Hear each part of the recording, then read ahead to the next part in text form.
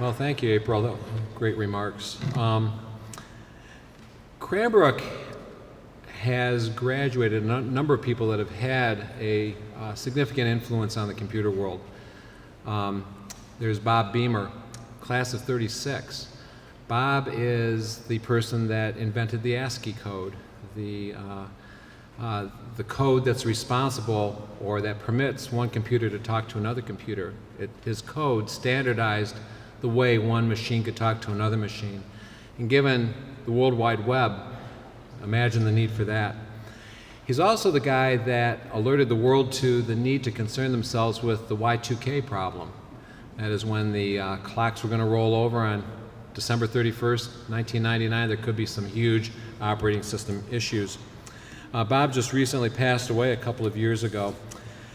Additionally to Bob Beamer, there's Tim Westergren, class of 84. Tim went on to, he was started off as a record producer and composer, but ultimately founded Pandora Media.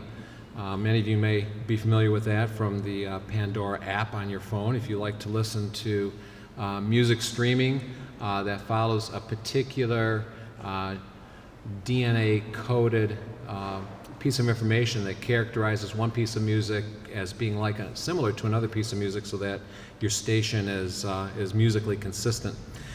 Time magazine in 2010 listed Tim as one of the top 100 most influential people in the world. Brad Keywell, who is class of 87, started his first business at age 7, and he's gone on to build businesses from that time up. Most recently, he's started a business called Uptake, but he's also done Lightbank, and you've probably heard of Groupon. Brad is the chair of the Illinois Innovation Committee, and that's a committee appointment made by the governor of Illinois. He's carrying quite a bit of sway over in the Chicagoland area. Then there's Ivan Kirstic, who is a Cranbrook 04 grad. Ivan's gone, that kid had some prowess as a computer programmer here, and that he's so heavily involved in what he's involved with is really no surprise. He went on to become the primary security architect for one laptop per child, and he's now a security expert in the core security area for Apple computers. A guy that's very busy, and I know it took Charlie quite a bit of time to try to get a meeting scheduled with him when Charlie took his recent trip out west. And then, of course, there's Jay Adelson. And Jay is class of 88. He was recently here, 4 years ago maybe, as our Sergio speaker. I know he made a great impression on the kids. He made another great impression on me, as if he hadn't done that as a student too. Jay's founded a number of organizations, DIG, Equinox, Revision 3, and Discovery Digital Networks. In any case, it's my pleasure to introduce Jay Adelson.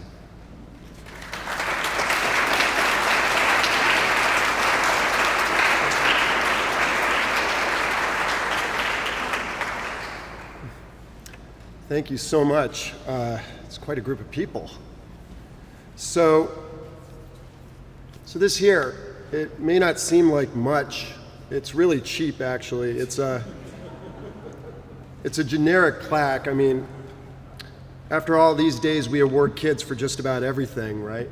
I mean, they get badges and ribbons and awards of some kind. Psychologists, they talk about this like positive reinforcement, the importance of self-esteem. Today, no one is ever a loser anymore. Today's generation of adults may find it easier to acknowledge the gifts of a child or a student. We now recognize the wisdom of these efforts because self-esteem is a critical building block, a foundation for pride. Pride leads to resilience, and resilience is key to how we mature and how we handle life's challenges. Here at Cranbrook, we were taught to aim high, a very worthy goal. You can only aim high when you start with a measure of confidence that when you miss, everything's going to be okay. So it's for these reasons that I'm here to tell you a story today. A story about a man I encountered in a critical part of my life. and without whom so many of us would not be aiming high at all. So to do this, first I have to go back in time, which is also painful. I came to Cranbrook in 1979, just a couple years after Rich and Betsy arrived. I was a fourth grader with Coke bottle glasses that were so thick you couldn't see my eyes through them, and a haircut that was so horrible, honestly, I'm convinced my parents hid or destroyed all photography of me from that time. It really wasn't good. And I wasn't an athlete either. My eyesight was so terrible that my gym teacher was afraid I'd hurt myself. On my first day of school at Cranbrook, at Brookside, I dropped some of my books, and another student pushed me onto the floor.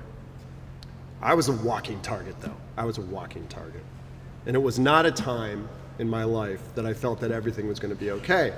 So you have to understand, back in the 1980s, being techie was not just unpopular, it was alien.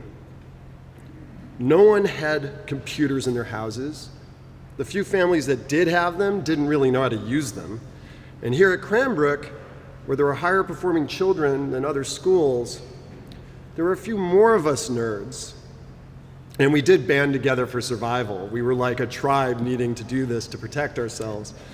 In between games of Dungeons and Dragons and computer games, we found some kind of comfort in technology. So where other kids talked about sports and how their team was performing, girls or just general social life, the nerds spent time talking about their computers and modems and bulletin board systems. We would get cut from sports teams, really a blessing for everyone involved. And somehow we managed to squeak by with the minimum sports requirements, ideally laying low to avoid any conflicts with popular kids. But nerds were just plain uncool back then. There was no way around it. Today, you all have a computer in your pocket that's more powerful and complex than anything we had back then. We accept tech as we do breathing air. It's part of life now. But not then, not when I was here. Self-esteem was hard to come by. Being smart may have been normal here at Cranbrook, but being socially awkward was not at least back then. But we muscled through it. So let's jump forward a little bit. 1984, the year I started here in the upper school. Historians talk about this as a banner year for nerds. The Macintosh appears with fanfare, IBM releases the PC. Unfortunately, many of my tech buddies had left, having moved away or disappearing into the giant crowd of Cranbrook Upper School. And there were sports of all kinds, clubs of all kinds. Cranbrook was amazing. And also, this was important, we were the first co-ed class after the merger of Kingswood and Cranbrook. Nothing could have been more terrifying to a nerd at the time. Still, Cranbrook celebrated children with confidence, academic abilities, and yes, athletics. And as a nerd, it was hard to stake a claim in the student common room or to make new friends.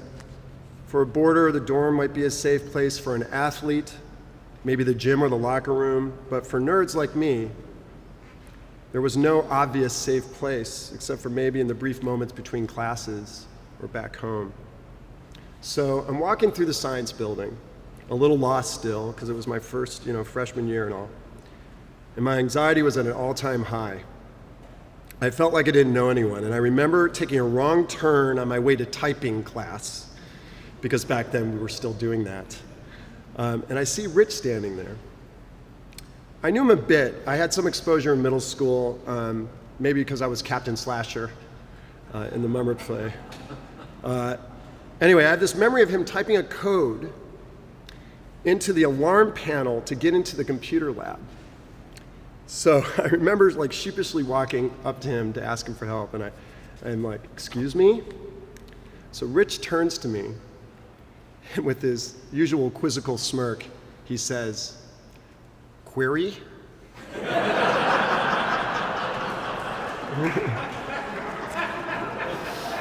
Okay, so I have to stop here for a second, because you see, fellow nerds in the room will know what this means. Okay. We didn't have to hide these passions we had.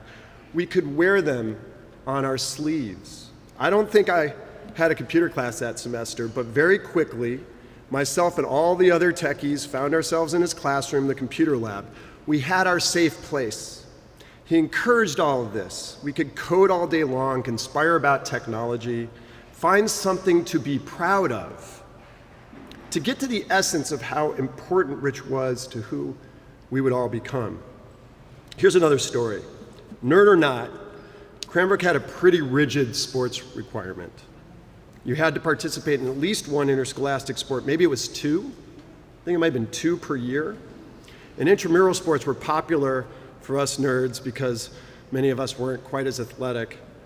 But anyway, we found ourselves on the track team or managing the baseball team, or whatever you could do to lay low, not attract too much attention. At the time I met Rich, the Cranbrook clubs were in full swing. At a school assembly, I learned about the computer club, where Rich sponsored a group of students to just hang out and talk about computers. Mike Kaplan and Scott Burke would raise money for the club selling candy nerds for $1.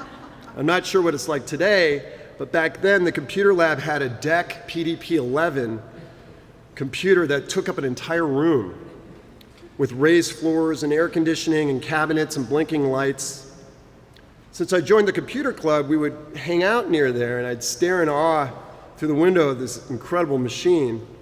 Rich would answer questions about anything technical and on rare occasions even let us inside to see the Pt2, which not surprisingly was named Spock. By the way, just an aside, many years later, inspired by this, I ended up working for Digital Equipment Corporation, and I learned how to build data centers for large computers. And then I founded the largest data center company in the world. It's an S&P 500 company. So I guess that worked out pretty good. Thanks for that. So it works. So one day in Computer Club, Rich explains about this fun after-school activity called the American Computer Science League. My best friend, John Bardsley, had already been going to these meets with Rich and other members of the computer club and classes where you could compete against other schools on how fast or efficiently you could write code to solve puzzles. I started going along. I wasn't as good as some of the other computer stars, but I loved going, and for the first time in my life, really the first time, I felt joy in competition. It occurs to me, though, at some point, that this activity, as nerdy as it is technically interscholastic. So Bards and I decide we're going to approach Rich and try and win his support to petition the athletic department to officially consider it a varsity sport. So we walk up to Rich, query. I remember he starts by shaking his head. Then he starts laughing. And then he says, you know what? Why not? I'll sign it. This I want to see. So Rich signs his letter. Bards and I go to the head of the athletic department. We make our case. You should have seen this guy's face. I mean, first of all, he's never met us before because we weren't really in the athletic department. But they granted our petition. They made it an interscholastic sport, and suddenly we had an out from doing sports we weren't good at, and instead qualified as what was now at the time called the computer team. In fact, in the 1988 yearbook, there's a photo of us in the sports section.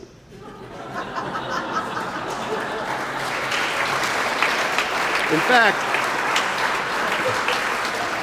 we even got varsity letters. Now, I wouldn't dare be caught wearing one. I doubt the football players would be too cool with that. But in any case, this is sort of the support we get from Rich. And these meets, so Rich would drive us to these meets. In the van, I just remember these van rides were hysterical. It was like a scene from Stranger Things. But here's the crazy part, too. We won. We won these competitions regularly. We weren't just doing it for the fun of it. We kicked ass. So, okay, last story. In my junior year, I took AP Computer Science, or whatever we called it back then. Rich taught us programming, at the time in Pascal, and as part of the class, you had to write a program that you approved as sort of like a thesis project, if I recall. So you choose a partner, and I partnered with Brian Shetsky, who's standing in the back of the room over there. Thanks for coming. A good friend who was also a boarding student. And this was 1987, so remember, there was no public access to the internet, and we used IBM PCs in the classroom. So Brian and I proposed that we write some kind of program designed for boarding students to use. So we sat down with Rich and tossed ideas back and forth about what we would write. So we're at a loss of where to start on this project, to be honest, and so Rich suggested that what would be super cool is to create a directory where students could log into the software, look up and establish connections to other students. So each student would have a profile, he suggested, where they would put their likes, their dislikes, their hobbies, maybe a room number, and then you could connect virtually to these other students and maybe leave messages for them, or maybe discover new friends. He thought this might be particularly useful for new students. So basically what I'm telling you is that Rich Lamb invented Facebook.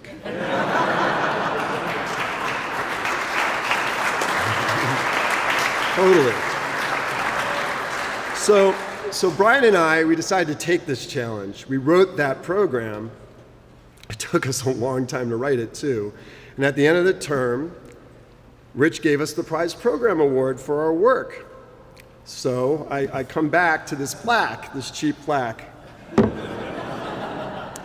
This here is that award.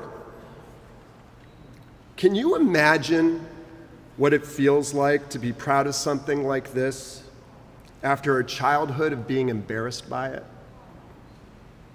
I mean, some kids keep their Little League trophies, some their treasure art. This is what I kept. We talk about reaching students.